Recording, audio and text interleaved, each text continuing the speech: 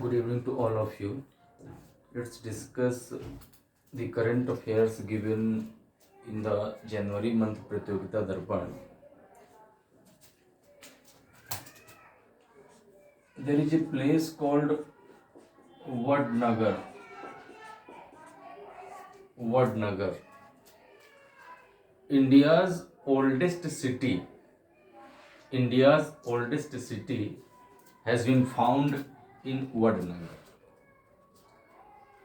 Vadnagar is also famous for a program initiated by Education Ministry, that is program Prerana, which I discussed in my previous class. But today this Vadnagar has come for India's oldest city. So what is this oldest city and how it will impact the dark age? Actually, the civilization, India's a civilization that is called the Indus Valley civilization. The time period of Indus Valley civilization starts somewhere from 2500 BCE, and this civilization remains into existence for the next 1000 years, as it starts extincting in 1500 BCE. So this 1500 BCE, and until the discovery of iron happens, when the iron was discovered in 1000 BCE, and because of the discovery of the iron, again the cities like Magadha, Avanti, Patalputra, all these comes into existence, because the discovery of iron enabled to get the iron tools, and the thick forest, the thick jungle was cut. After that, the cities came into it. So what I want to make you understand, that the Indus Valley civilization was the urban civilization. This gap, the second civilization starts after the discovery of iron. So this time period is known as the Dark Age. Dark Age, because civilization did not exist during this time period. So what existed at that time? That time the Vedic culture was there, not the, we don't use the term technically Vedic civilization. I mean, we use in a normal way, but technically that is not the Vedic civilization, that is Vedic culture, and there is a huge difference between the civilization and the culture. And Vedic culture was not the urban one, it was the rural one. So that's why we use the term Dark Age to denote this particular time period. Now the discovery of this Vadnagar, the this research work has been initiated by IIT Kharagpur with the help of ASI, Archaeological Survey of India.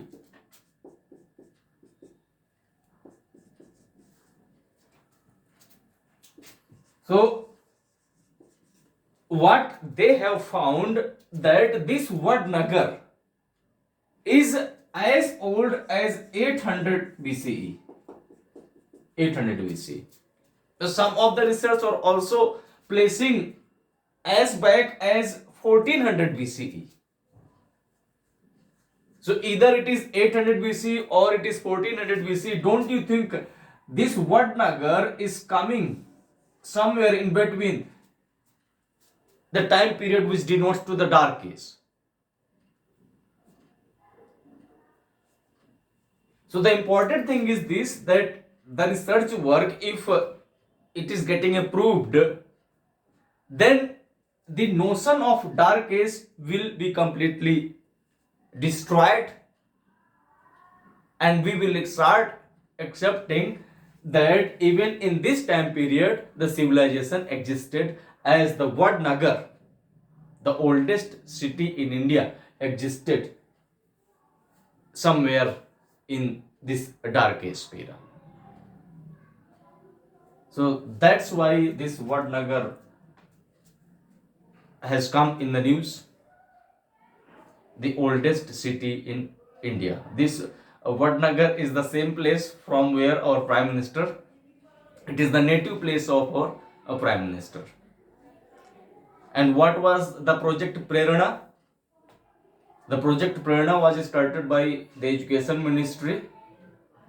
Through that program, the student of class 9th and 12th, between 9th to 12th will be selected and they will be sent to a week-long training program in the school which is located in Vadnagar, from where our Prime Minister got educated. By the way, I have discussed, so I am not going into detail in that Prerana program. So this was Vadnagar. Now let's discuss GSAT. GSAT 20. GSAT 20. GSAT 20. Could you tell me which institute has launched it? DRDO. DRDO. ISRO तो करता है. Have you heard the name of New Space India Limited? New Space India Limited. What is this New Space India Limited and how it is related with Indian Space Research Organization? Look, commercial काम करता this is the commercial arm of ISRO. What is the meaning of commercial arm? The commercial arm means the technologies, those are being developed by ISRO, by Indian Space Research Organization. These technologies will be sold in the market or to the private players by NSIL, New Space India Limited. That's why we call it, this is the commercial arm of ISRO. And this New Space India Limited has launched the GSAT 20. What is the use of this GSAT 20? It will improve our communication, the medium of communication, the GPS which you use in order to reach from one place to another. Because basically it's a telecommunication satellite, GSAT. And this GSAT, it stands for the geosynchronous. GS stands for geosynchronous. What is the meaning of geosynchronous? सूर्य तुल्यकालिक.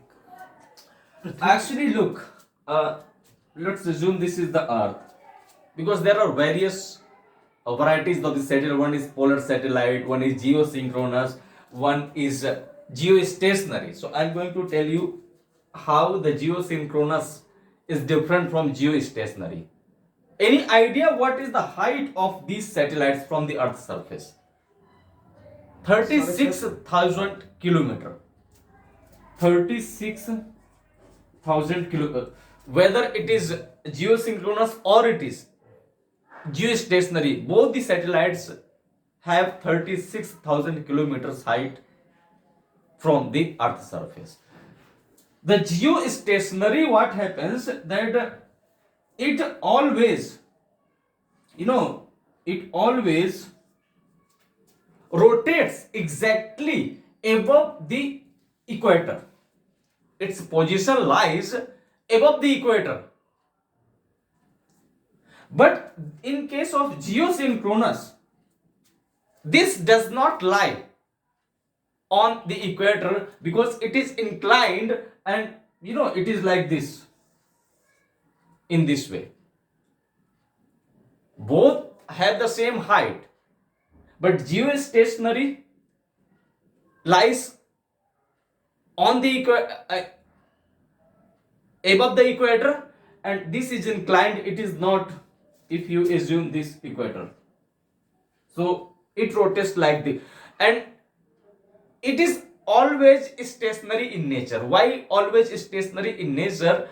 Where you are seeing today, you will see in the same position tomorrow, or day after tomorrow, or even a year after a year. Because geo means earth, and synchronous means it is sync with the earth. I mean, whatever distance will be covered by the earth, the same amount of the distance will be covered by the satellite. It's like, moon. We always see the same phase of the moon.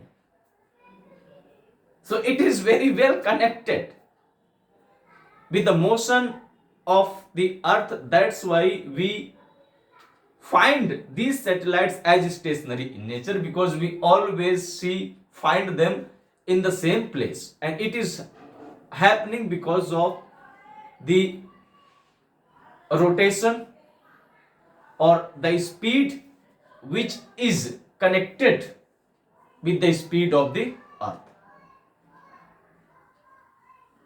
I think now I don't need to explain beyond that. So the important thing is this, that GSAT has been launched by New Space India Limited, and it's a communication satellite. Therefore it will improve the quality of the communication, and the band that is used, that is KU band, and KU bands are known for a very good quality of communication. So this was as far as the GSAT 20 was concerned.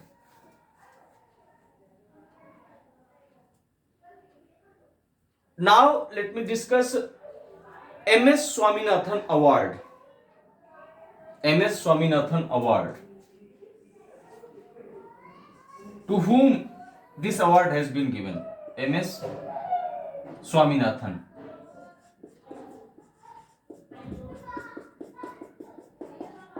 MS Swaminathan, this person has been awarded with the Bharat Ratna, the most prestigious or the highest civilian award in India.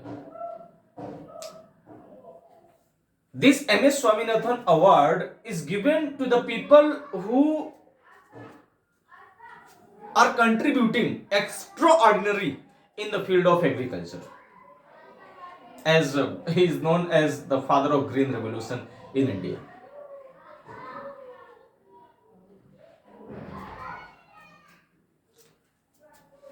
B.R. Kamboj. Dr. or Professor B.R. Kamboj. He is the professor in the university which is named after the person who has also been awarded with the Nobel Bharat Ratna. Chaudhary Charan Singh. So he is the professor in the Chaudhary, not professor, vice chancellor. Vice chancellor. He has published his articles, more than 300 articles, in various newspapers, magazines across the globe, to contribute his knowledge related to agriculture. So, in that sense, this B.R. Kamboj will be remembered forever. Could you tell me which is that country which has become the fifth country to land on the moon? Fifth country to land on the moon. Japan. So what are the remaining four countries? US, Russia, India, China, and Japan has become the fifth country which has landed on the moon. But India is the first country in the sense that India has landed on the opposite side of the moon, which has not been done by any country.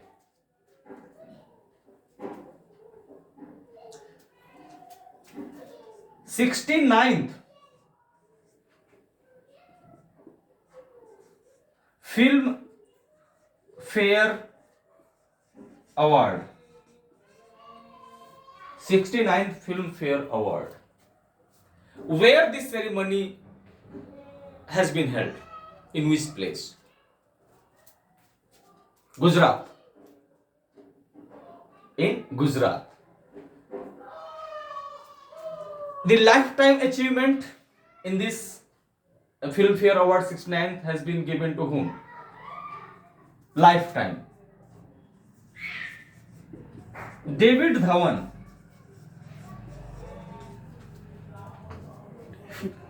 David Dhawan, a director which is known for launching Govinda, one of the finest dancer in the Indian cinema.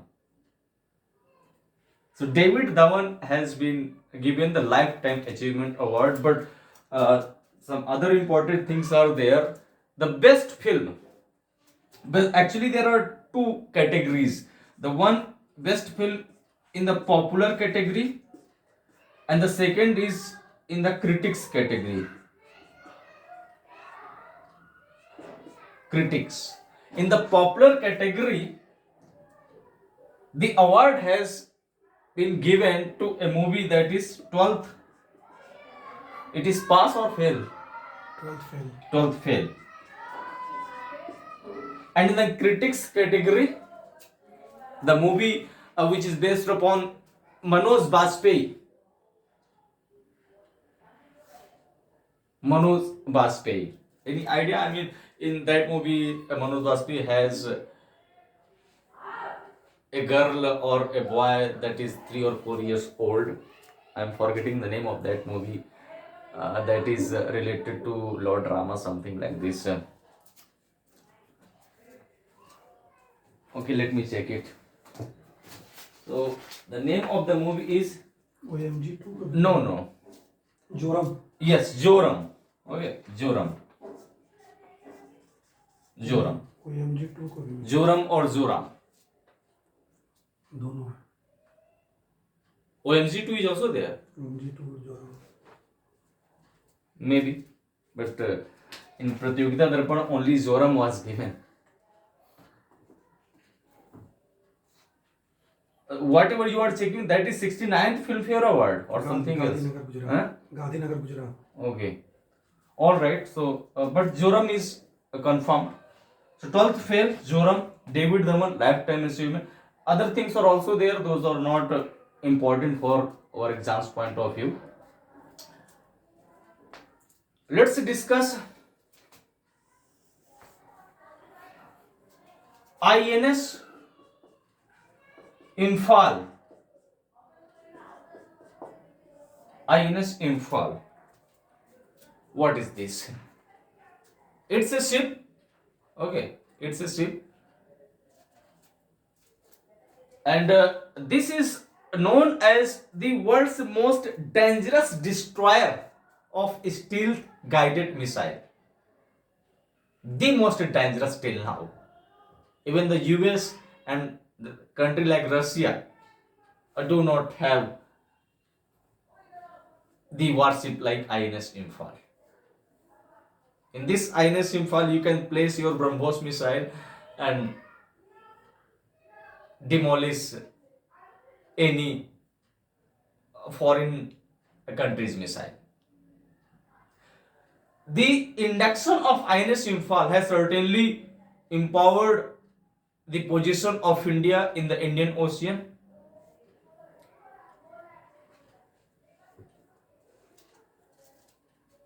And this INS Imphal is 163 meter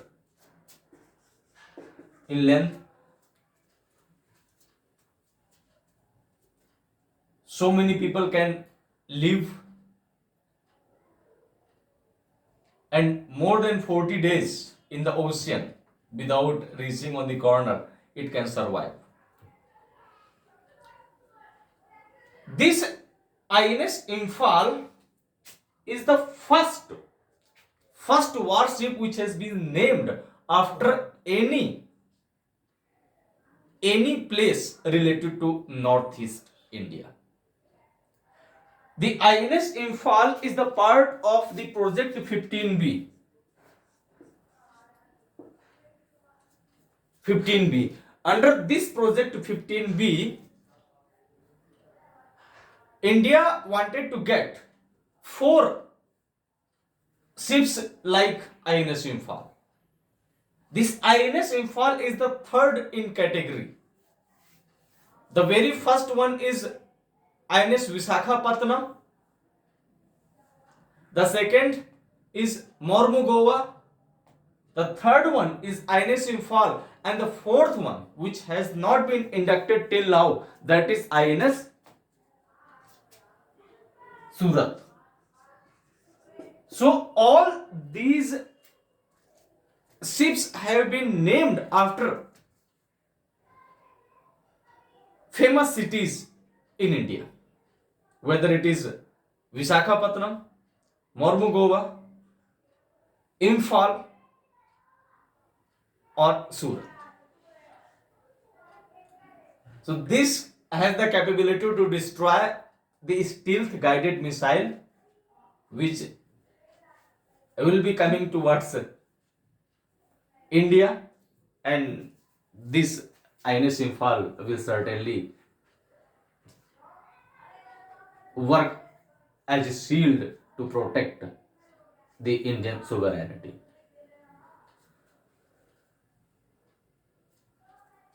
In GK, once I read which one is that country which has the road made up of glass.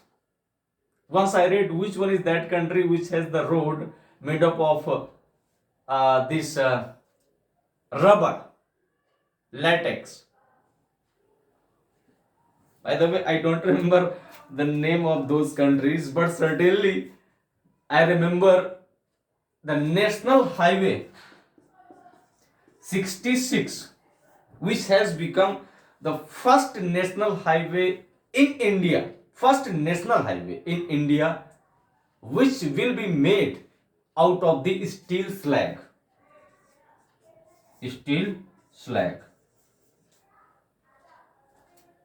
What is this steel slag? Steel slag is the waste material of the steel plants or of the steel industry. This steel slag was not being used in order to construct the road. It has happened for the first time that the national highways are being made with the help of this steel slag. This steel slag will reduce the width, or you can say the height of the road around 28%. It will be 28% less thicker and eco-friendly. The whole national highway has not been made out of this steel slag, because the whole national highway 66, it starts from where? There is a place, and that place it also comes in the memes. Nowadays, no matter what you see in the YouTube, the memes, and they will add something. There are some famous memes, one in which Johnny Lever says ab maja aayega na bhido, something like this. One belongs to Paresh Rawal. So in the same way, there is a meme that is called अरे जल्दी बोल ना उसे पनवेल निकलना है. So this national highway starts from Panvel. Panvel is a place in Maharashtra, and finally it connects to Kanyakumari. So it is around 1600 kilometers in its length. 1600. But the whole 1600 from Panvel to Kanyakumari, as I have told you, will not be made out of this steel slag. A certain area or a certain section of this National Highway 66 will be made with the help of this steel slag, the waste material of the steel industry. So, in this context, this national highway has become important for our exam point of view.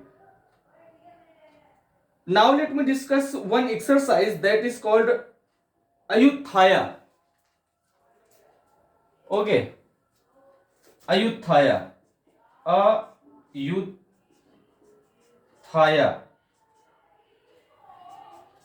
Ayutthaya.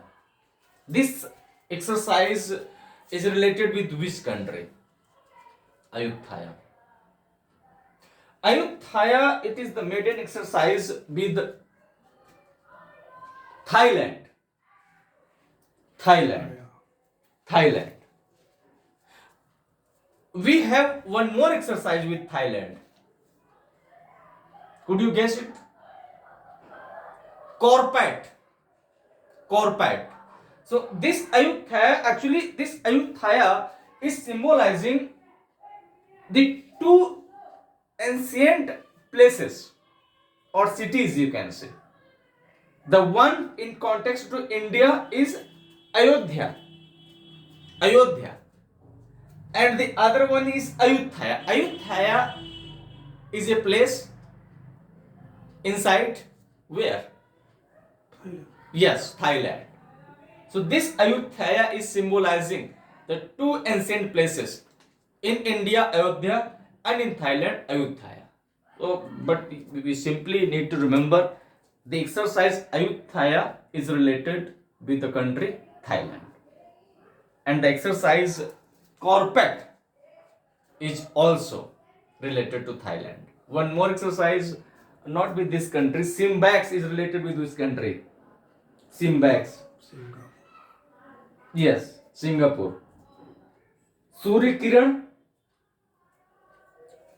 Nepal. Nepal. Okay. All right. So these were some of the issues given in the January month Pratiyogita Darpan. One last thing I want to discuss, and that is related with Arindham Bagashi. This person has come in the news for what? Sanयुक्त राष्ट्र. Yes, it has been made the permanent representative of United Nations in Geneva. But the important thing, what he used to be before this permanent representative. Ruchira Kamboj. No. What this person, he used to be the spokesperson of Ministry of External Affairs. My question is, now he has been promoted as the permanent representative of the United Nations in Geneva. So who is that person who has taken the place of this Arindham Bagasi? That person is, Jaiswal. yes, Ranadhir Jaiswal. Okay, Ranadhir Jaiswal. So Ranadhir Jaiswal has been appointed as the spokesperson of Ministry of External Affairs. He will introduce the developments related to the way Samit Patra is the spokesperson of BJP, very vocal person. No matter what the topic, how difficult the topic is, he has always the answer. But nowadays he is not coming in the media. I don't know why. Sudhanshu ji has taken his place. Anyway, so these were some of the things given in the Pratiyogita Darpan. Remaining issues I will discuss in my next lecture. Namaskar.